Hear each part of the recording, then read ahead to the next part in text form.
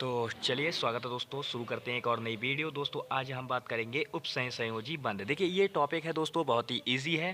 तो मैंने दो बंध ऑलरेडी बता चुके हैं। तो आज हमारा जो टॉपिक रहने वाला है ये उपसंयोजी जो बंध होता है। तो पहले इसका नाम देखो भाई, नाम में ही इसका काम छुपा हुआ है, जैसे कि मैंने पिछले वाले में बताया था। तो सहसंयोजी यानी कि इसमें भी क्या होगा, सह प्लस संयोजी, यानी इसमें भी दो परमाणुओं के मध्य इलेक्ट्रॉनों का साझा होगा, यानी साझेदारी होगी।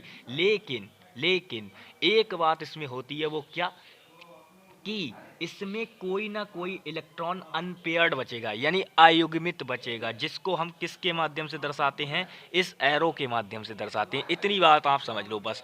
इस एरो के माध्यम से जब हम दर्शाते हैं तो वहाँ पे कौन सा बॉन्ड बनता है, ये एरो जहाँ पे लग गया तो समझ लीजिए वहाँ पे कौन सा बंध बन रहा है भैया, आपका उपसंयोजी बंध बन रहा है। ठीक है, चलिए तो अब इसको बना कर देखते हैं।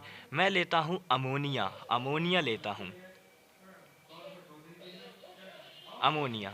ये क्या होता है भैया, अमोनियम। ठीक है, अमोनिया नहीं लेंगे, अमोनियम लेंगे। अमोनियम का फार्मूला होता है हमारा NH4। ठीक है, अगर अमोनिया की बात करते हैं तो NH3 होता है। अगर इसमें एक H जोड़ दें तो ये हमारा NH4 हो जाएगा, सिंपल। ठीक है, तो अब हम बात कर रहे हैं इसकी। तो मैं इसकी अगर संरचना बनाऊं NH4 की, तो क्या बनेगी भाई, NH4 की संरचना कुछ इस प्रकार से बनेगी, इस प्रकार से।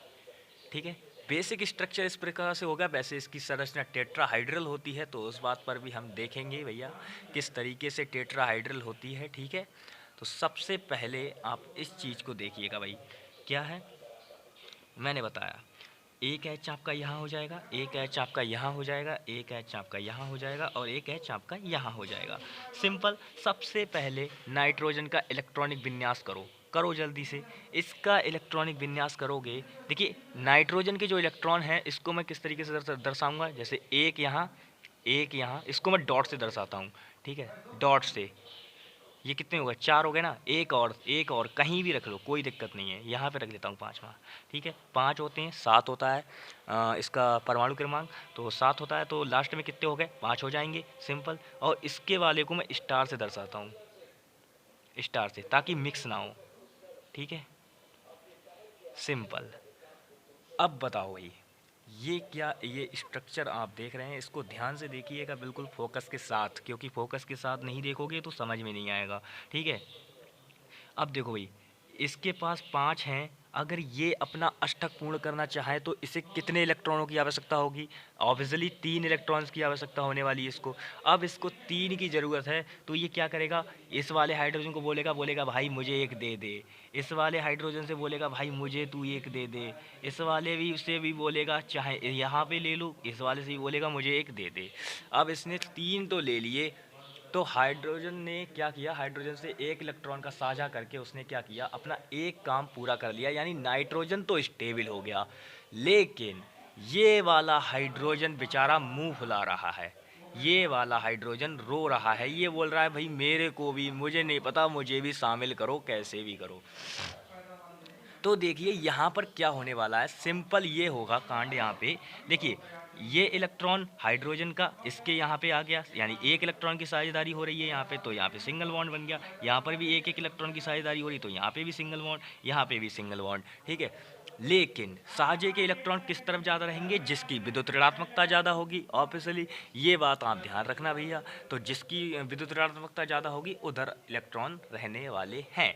ये तो बात मैं ऑलरेडी कल की वीडियो में बता चुका हूँ। तो अब हम जिस चीज़ पर देखने वाले हैं भैया, इसने इस साझे का मतलब ही क्या होता है। मान लीजिए अब अगर हाइड्रोजन से कोई प्रमाण मांगेगा, बताओ भाई तुम स्टेबल हो, तो हाइड्रोजन क्या कहेगा, तुरंत नाइट्रोजन को इशारा करेगा, ए मेरे को जल्दी इलेक्ट्रॉन दे। तो ये इलेक्ट्रॉन इधर इसको ट्रांसफर कर देगा, तो ये हाँ कि भाई तुम्हारी अंतिम कक्षा में तुम्हारा पूर्ण है, जो भी कक्षा है तुम्हारी वो पूर्ण है, यानी कि तुम स्टेबल हो, बहुत बढ़िया। ठीक है, तो इसको अक्रिय गैस का किताब मिल जाएगा, कैसे, क्योंकि हीलियम अक्रिय गैस होती है, He जानते हो ना, प्रथम आवर्त दो तत्व हीलियम।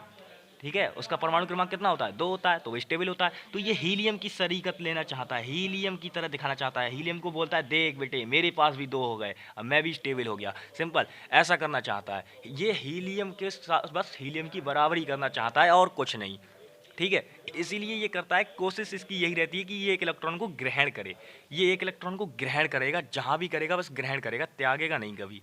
ठीक है, और कोशिश करता है कि साझेदारी कर ले, कि जब उसे ज़रूरत हो तो ये अपना इलेक्ट्रॉन उसे दे देता है, और जब इसको ज़रूरत होती है तो ये उसका इलेक्ट्रॉन ले लेता है। बस सिंपल ये होता है। तो अब देखो भाई, इस वाले हाइड्रोजन के पास एक इलेक्ट्रॉन ऑलरेडी बचा हुआ है। अब देखो भाई, अनपेयर्ड कितने बचे। अब देखो, अगर इतना सब कुछ हो जाए, इतना ऐसे करके, तो इतने में क्या होगा, इतने में होगा कि भैया नाइट्रोजन स्टेबल हो जाएगा, क्योंकि नाइट्रोजन स्टेबल हो गया, ये तो अन बॉन्डिंग इलेक्ट्रॉन हो गए सारे, इतने सारे। लेकिन जो अनपेयर्ड बच रहा है, अब देखो भाई यहाँ पे क्या होगा, मान लो अब ये रो रहा है, तो ये क्या करेगा, नाइट्रोजन के साथ इस तरीके से बॉन्ड बनाएगा, इस तरीके से, मैंने बोला था ना एरो के माध्यम से।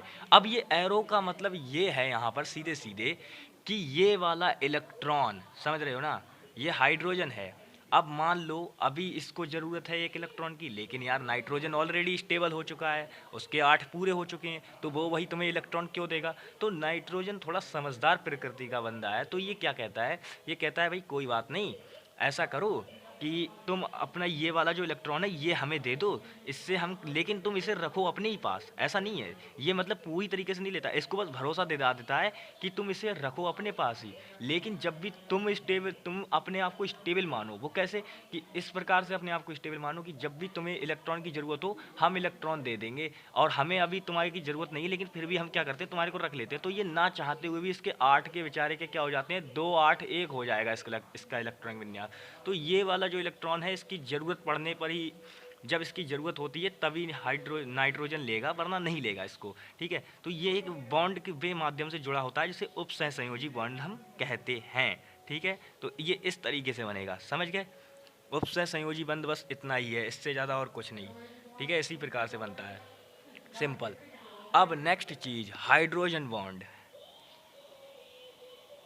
हाइड्रोजन बॉन्ड, ठीक है, इसको देखो सिंपल, हाइड्रोजन बंध।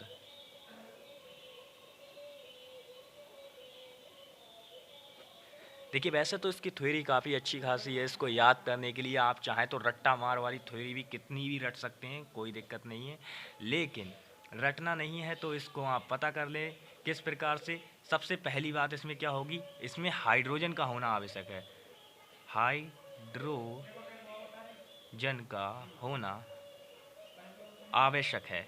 यार एक बात बताओ, बिना हाइड्रोजन परमाणु के हाइड्रोजन बॉन्ड वही कैसे बना लोगे।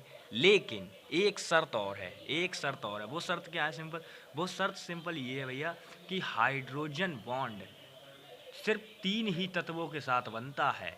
वो 3 तत्व कौन से हैं, चलिए उन 3 तत्वों को भी हम देख लेते हैं भैया। तो हाइड्रोजन बॉन्ड केवल 3 तत्वों के साथ बनता है।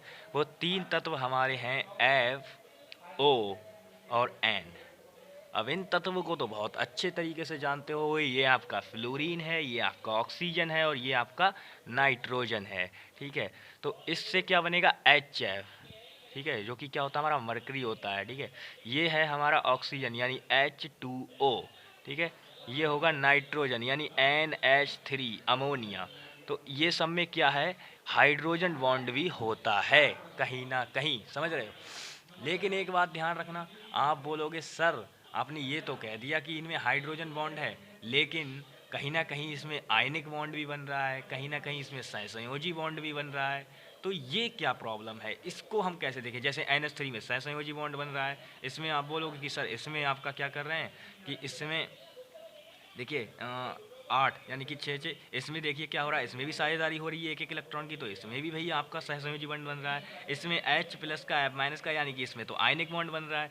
लेकिन इसमें हाइड्रोजन बॉन्ड कहाँ बन रहा है, तो हाइड्रोजन बॉन्ड बनने की एक तकनीक होती है कि हाइड्रोजन जब इन 3 तत्वों से संयोग करता है तो वहाँ पर बनने वाले बंध को हम क्या कहते हैं, हाइड्रोजन बॉन्ड नाम देते हैं, यानी कि हाइड्रोजन बंध उसे हम कह देते हैं।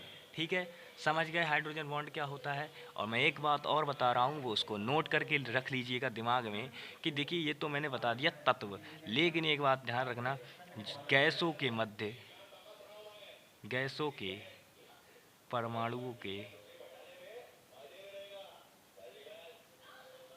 इलेक्ट्रॉनों के मध्य, इलेक्ट्रॉनों के स्थानांतरण, स्थानांतरण से बनने वाले बंध वॉन्डरवॉल,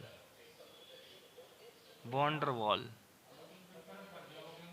बंद कहलाते हैं। यानी कि अगर आपसे पूछे कि बंद कितने प्रकार के होते हैं तो आप बोलोगे मुख्यतः तो 3 प्रकार के होते हैं। कौन कौन से? आयनिक बॉन्ड या वैद्युत संयोजी बॉन्ड, सहसंयोजी बॉन्ड, उपसहसंयोजी बॉन्ड और हाइड्रोजन बॉन्ड भी होता है। ठीक है, हाइड्रोजन बॉन्ड भी होता है। और आपका एक और होता है वॉन डर वाल बॉन्ड, जो कि बनता है भैया गैसों के मध्य। ठीक है, तो आज की क्लास में बस इतना ही। बॉन्डिंग हमारी कंप्लीट हो चुकी है। बस 2-3 हम कल जब भी नेक्स्ट टर्म हमारा आएगा तो हम क्या करेंगे भैया, थोड़े न्यूमेरिकल्स लेंगे इसी से रिलेटेड कुछ, और बाकी चैप्टर में जो होगा और थोड़ा इंपॉर्टेंट वो देखेंगे, और फिर हमारा चौथा चैप्टर भी ख़त्म। उसके बाद हम एक नेक्स्ट चैप्टर लेंगे, द्रव्य की अवस्थाएं। ठीक है, उस पर हम बात करेंगे।